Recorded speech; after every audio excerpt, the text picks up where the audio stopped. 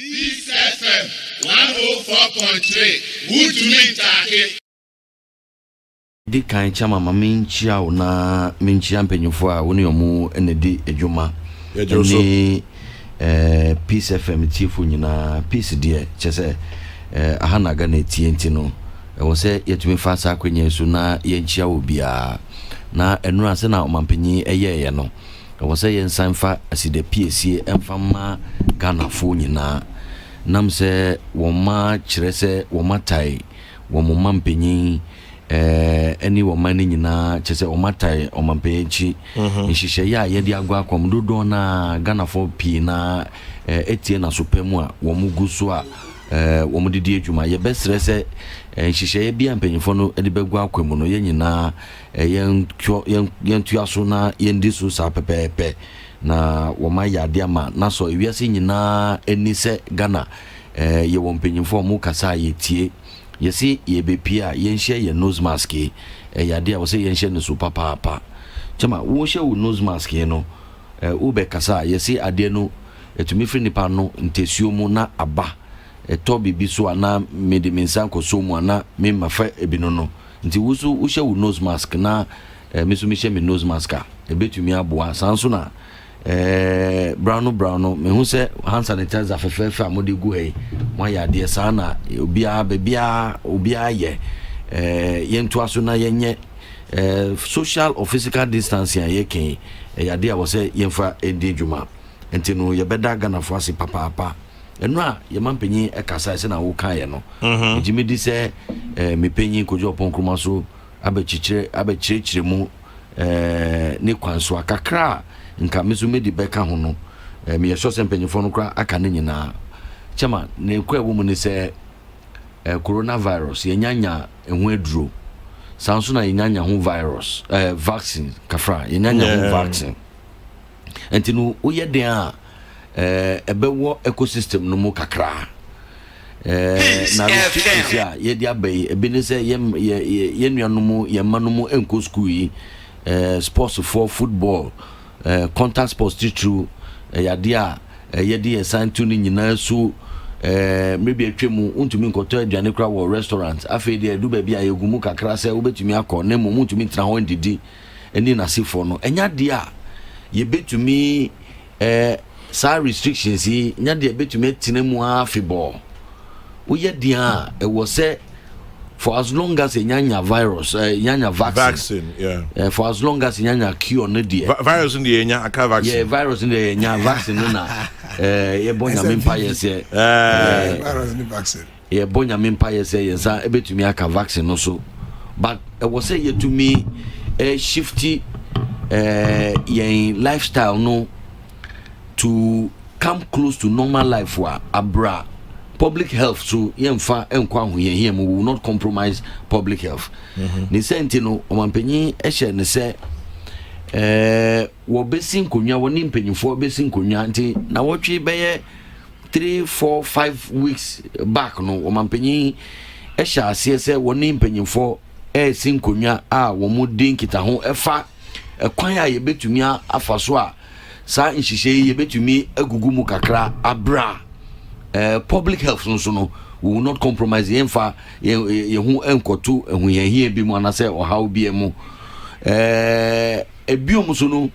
the data anase science enso no we say ya dwene so enko for instance o mampin kasa no o ka say ya ye be 218,425,000 tests enumu no 8,070 ena yare ni bi ewo omu odi tutu ha che se Ghana yen rate of infection no ye kan dia hye nyame anuonyam se ewo fam kakra that data no etunyum bi ewo se yetumi ma ya adwene course anyum no ebium so no out of the 8,070 na wo mu enya yare no out of the over 200,000 na ya test wo no be almost 3,000 in fact 2,947 and so recover cheso ma recover sisia no emuawa no eni wo mu biom enti no ya test wo mu etuatua so mienu a wo ma test negative enti no ye betumi aka se wo mu ye recovered odi tutu ehun so a obehu se Ghana ye recovery no so no nyame aboa yen etie yen paebo ye recovery no so e wo soro kakra 36 enso efremu ewuye ye ma ebusua no yakọ ye bompa ye so se nyame di omukra besie ye ne mumu odi tutu hu so a 36 out of the 8,000 and over na omunya tested positive no odi tutu hu a ewumu se nipa ba kukra na befremu kra na yade a hadwene pa ye mumu de but odi tutu oman pi hu a hu se nyame eda ho tie ye mpaibo a Ghana ye mortality rate no so e wo fam kakra enti no even this data no ankasa no etu nyumbi enyum a etu no odi tutu empenyimfo adisrede a omudi abetu empenyi omampenyi nim eni nhihye ya empenyimfo na aye no e kire se you can find a balance between say ye betumi atwen anase easy restrictions ni agugumu kakra udi nhihye fufuro bi ba ebetumi aboa se eniom ni bia Ghana for ye tie for instance nipa na we 36 one actually 36 okay ne entinu wo se yetumi ye nhihye se eniom ni bia ye betumi agugumu kakra entinu enra wo mampanyi di restrictions further restrictions egu abontin na from the very word go no was say enye na edi kan a omampanyin easy restrictions nie maybe atwemu ye were lockdown unye essential service provider untumi mpie free udem mpo anase untumi kwa adwuma mpo eno so ye restriction no ye easy no kakra maybe atwemu restaurant for kra no omuntumi mbie kra afi de du ba bia obetumi ebie ne momu no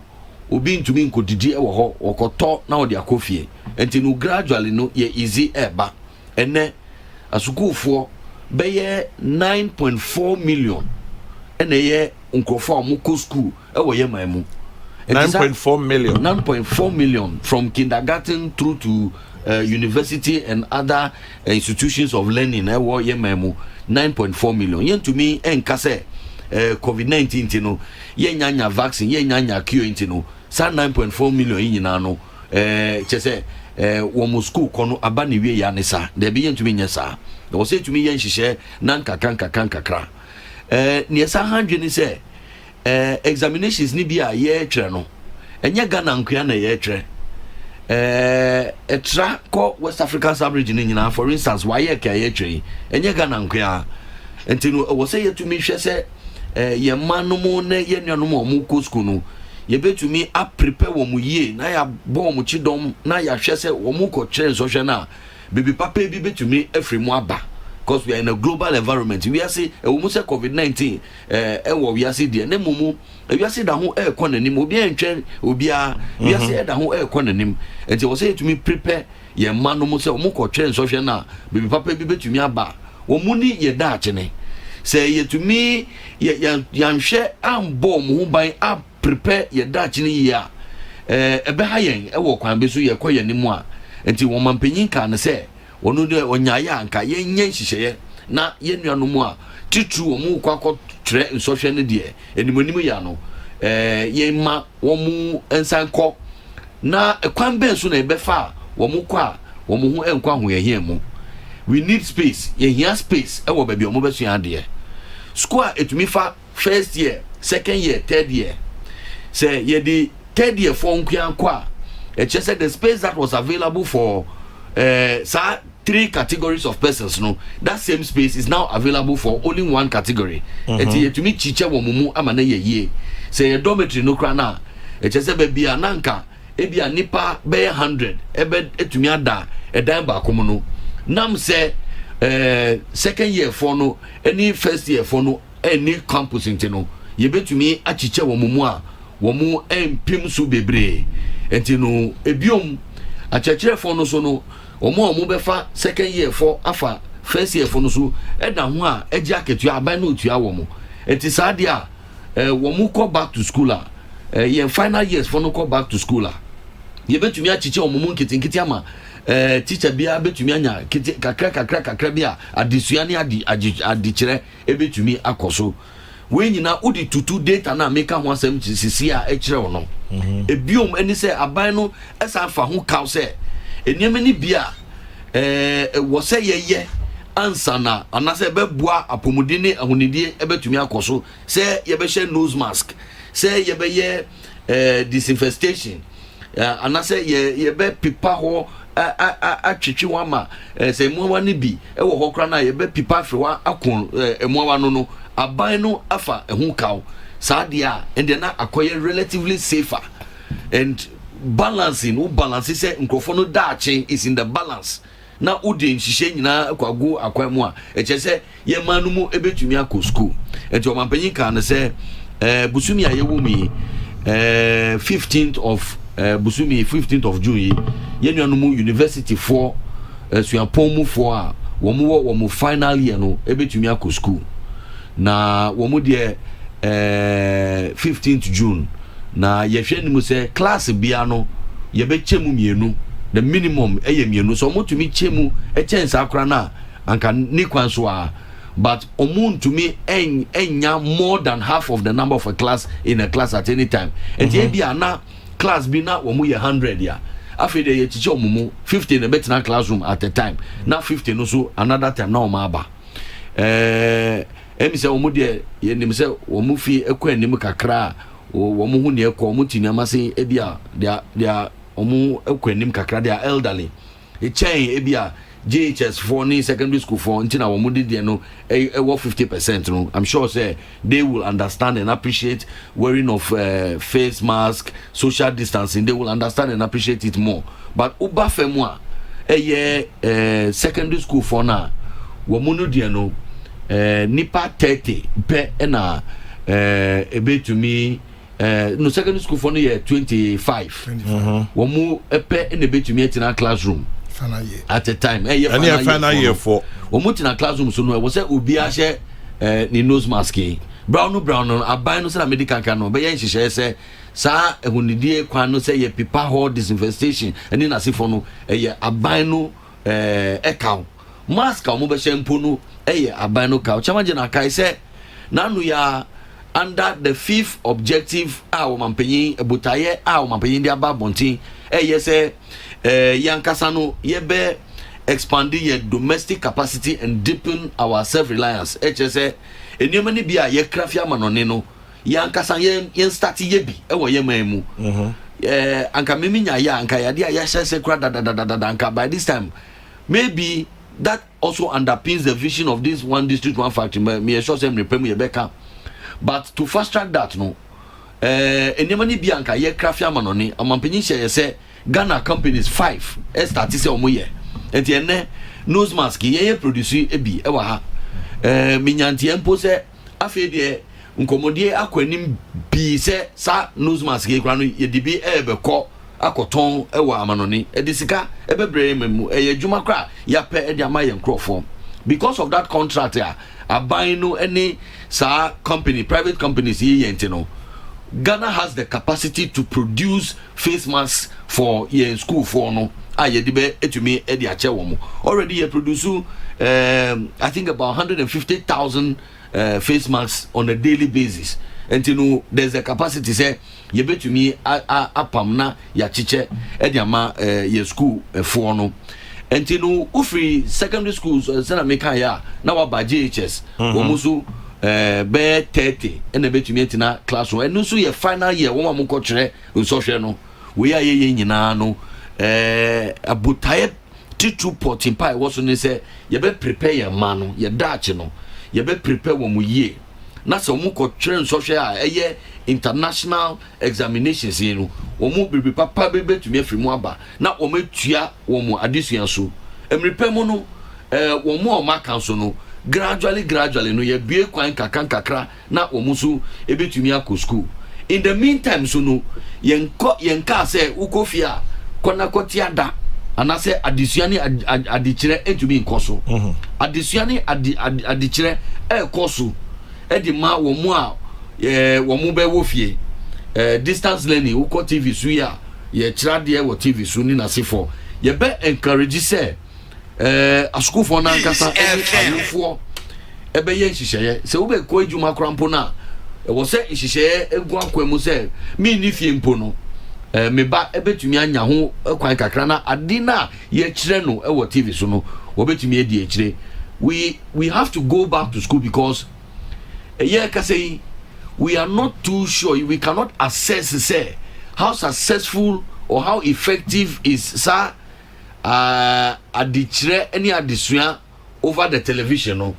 afei na ye ehun ehwehwemu say how successful is it going to be. Okay, but we cannot bet or gamble with true or more final year so mo ko try social no na anko year na afei na ekase anka ye hu ya there be. So those ones we are taking pragmatic steps, but omo second year ni first year ni there America kra e wo yenim ntomo tren fie kakra enti no omo tren fie kakra yenim se ebe hadwini kakra there, but as we proceed no me sure say remedial actions ebe free aban ho aba ye betumi a piana wo mu akachi up enti no chairman general obi say mu a media asida PSA e na ye di be ma ye mampanyin kyerɛ sɛ asɛm yi ba yɛ wante anda wamfa ne nsa anhyɛ ne dɛm efemu wodi yanim sɛ Ghana yɛgyina ɔkoano brano ɔba yɛ fie mu na wɔne yɛn ebedi nkita ho ɛfa anamo a yɛbɛto a bɛboa yɛn na yɛdi susu a ebe ɛboa nneɛma ne bi wɔ hɔ a yɛbue emu sɛ yɛnyɛ ebi wɔ hɔ so a yɛmbue yɛ borders yi yegusu a yetumu kakra ne mumu so no omampanyin kan se yenim se yenuanu mu bi titu omo amuwo akwantuo mu no ehu akwaho yahia mu kakra ewo obi manso nhihye egu akwamu nhihye no chamanje no ebinom ka se enimo ya no yenkofa omo mbra ne nasefo bebre wo ho a ye close ye borders no na oman fufuro na ye Ghana fo nkra no so ewo so no na wo mu so border no na wo mu so ekloso entinu wo sika daima anase wo aeroplane kura na untumi fan ko baby ya ko obi manso a oni ne enyi nkita hodie entinu sa diplomatic ade ne se wo se mu ma ye kwan mu bie ade no ho e ma ye kakra na e be fa ye nkrofo no e ya ade a ekosoro ade ba ye chama general o mampanyin na nkasa ejina tetefon so abefu telephone ya ba sesi a mo ye woni 64 head of missions ni nyina Ghana ye wo 64 missions across the world o mampanyin na nkasa any head of missions ni nyina edi nkomo baaku ama wo mo instruction say wo mo enhwe Ghana fo a wo mo kwa ho ehia mu na wo mo nya nhihye nti as we speak now no Ghana fo na wo mo nya ya wo mo bebe fie no bebre na etwere wo mo din with the various embassies and the various high commissions across the country, the missions across the country. It is because of the leadership Yaman pay any instructions here. Yaman pay edima 64 head of missions here. Wo engage you mu. Enti no nkakan kakra but enu so no e wo se yetumi ye ehihye na mi be na chama obi ebisa se na yentumi nye testing di ma school for ni nyina na ye di o ma call back to school. Chama Jamaica can say we be 9.4 million students. And I was saying to say testing no any vaccination.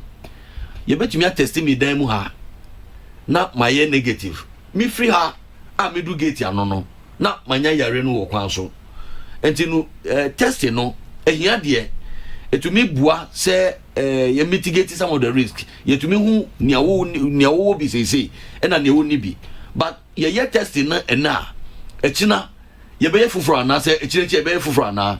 e na testing so se bi ni bo edin kakra conservative estimate I'm told say be $50 at the very minimum per test e na ya 200 and something thousand euro enti enya sika ketwa enti no se wo be 9.4 million test ya regularity no eni ne we the most important thing in say preventive etiquette of wearing the mask, washing of our hands, physical distancing in a safe no yebeye enti no border ne yenuanu modie na me kan say yedi omo be ban so no ebinum say let's go and test them na inform mbra chamaje na yenuanu mo Africa Kuwait bae onim say Kuwait for na ka che yen say ya test omo nyina a omo nyina ye negative and the penal kujo ka if you test 35 of them ɛna ɛyɛ positive so yɛde ɔmo ba so wɔsɛ yɛn hyehyɛ yɛn gye ntumu sɛ oh yɛsi yɛ test ɔmo hɔ nti ɔmo ba pɛ na yɛsi okay afei yɛsi yɛ test mu so we have to also prepare na nkrofo no so dɔɔso paa wɔn dɔɔso kyɛ wohwɛ Ghana for ɔmo register sɛ ɔmo pɛ sɛ ɔmo ba sɛ wo bɛ keep ɔmo kura na do we even have the facility challenge the data I was just looking at from the Ghana Airport Company be 1 week to me be 58,000 Kotoka International Airport in Ghana you to me be 58,000 1 week and to be 1 month we are talking about 200,000 until who quarantine these numbers of people for 14 days here chamangena say who was the kind who kra who be feeding wo money na say for no kra na facilities here ye be hosi o kra no hotels no way e na say for and these are not omo aye boni a ye be ka say e de yenfa omo nkogu baby ti say prison and say bibi there be these are people who binti and I say to me e de omo tu baby e de omo sie kakra na hwe bibi ansa until you have to put them e wo baby a sebi o mo be comfortable so kakra so we chinchineti we have to face it somewhat so that facility krona yebe yusu no enu na obi ba wo yusu a wo free ho a na fufuro so aba na ono so abe yusu ho so ebedi emre kakra na yenuanu mu sports for isu minim se chama me de oni me background sports yi mi so mi pepa na was say yetumi esu ehye so say sports for nan kasa so say bo mo ho ban wo mo a ye sports no mo so ba ebe hwe ade for so wo say yetumi bo mo ho ban o man penyin hihye ya wo de aba no che say non contact sports for no ti say wo de yi tennis ya challenge na wo sports yi tennis eno de wo betimi abo yeah because eno de non contact wa wo gina wo ba bi na wo ne wo yonko mo umfa wo ho MP mo bi anase bibi sa and athletics so non contact swimming it say swimming golf swimming no kra no chama depending on swimming no so mo be do so swimming pool no mo dia they do so yeah man but so who can be go swimming pool no mo dia fine but say mo be do so akoye swimming ni dia and there ye be stress ye be twen so kakra but football basketball boxing wrestling those contact sports ni there yen twen so kakra ekosi 31st July enchenchen bia mpenyefo na ese e wo na afi entino emrepa beba yen aye pet sports no misumi ka ho yen kwa ho hia o mampenya se ma o kan da bia ne se yen bo nipa no ho eban first na ya bo ni sika sem no entutu ye ho ban because who was sika daima na wunti apo na se ufrim a sika na wo daima no mfaso be na ba so entino wo se yetumi edin hihye gu akwam a ebabua nipa apomuden first ansana entino ye besere se eye denede na emumu no wo mu nhye nso na ye ndi so na emrepa beba sa de nyina nyame eguso a etie ye mpaebo bi ni say asori for ye be start akwa sorry not more than 100 yi me jimi di say so for wo ha die mpaebo no mu ebe ye de ne kakra na nyame atie yasem edika nia wati dada no ye send di kakra edwa na so mu kakra obeguso etie yen na emrepe mu no ye betumi afiri sa wo ha yi mu enti chamaje na obi se mu a kakra emetumi aka ne This FM 104.3 Would you mean